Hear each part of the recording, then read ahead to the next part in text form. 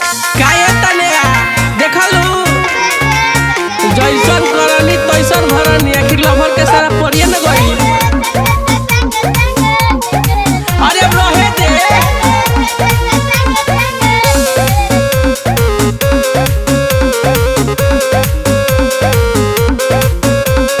जवन हम दिलवा तुड़ले रहे दूसरा से नहता जुड़ले रहे ये भाई जवन हम दिलवा तुड़ले रहे दूसरा से नाता जुड़ले रहे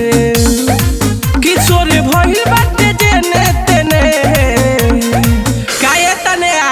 देखलू जैसन करनी तैसन भरनी आखिर लभर के सारा परिया न गईल कि जब से भइल बाटे हमारा मलिया के लइका खाली बोलता सल टेंगे टेंगे टेंगे टेंगे टेंगे टेंगे टेंगे टेंगे कि जब से भइल बाटे हमारा मलिया के लइका खाली बोलता साला टेंगे टेंगे टेंगे टेंगे टेंगे टेंगे टेंगे टेंगे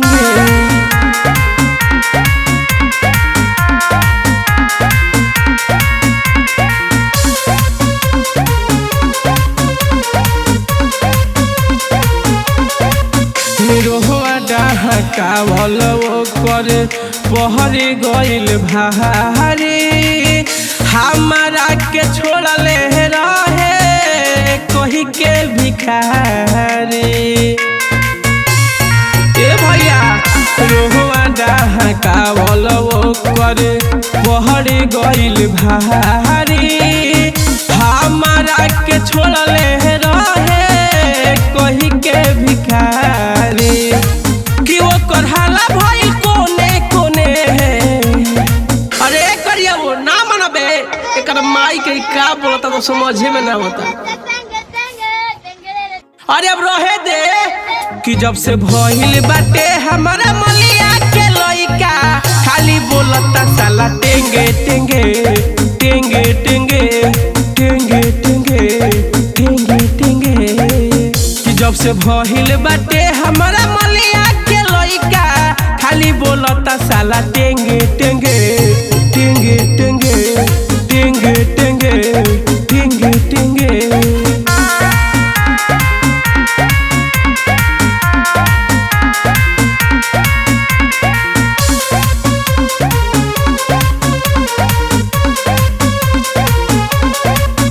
जो हवा लही किलाई कन के धोखा दे के जहाई सच कहतानी भाई खुश न रह पाई सुनो तारा जहवन लही किलाई कन के धोखा दे के जहाई सच कहतानी भाई खुश न रह पाई सालू मनोहर बर्बाद भइले जेने तेने अरे ना मनबे अरे तोर माई का पर माई के जतियो बचाओ अब रहे दे रे ई तो डाही के रख देले बा कि जब से भइल बाटे हमारा मलिया के लइका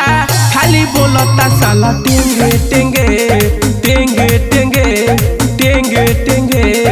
टेंगे टेंगे कि जब से भइल बाटे हमारा मलिया के लइका खाली बोलता साला टेंगे टेंगे टेंगे टेंगे टेंगे टेंगे टेंगे टेंगे अच्छा जाए दे कौन हमार जमल हरे ठीके करता रे जीव बेटा।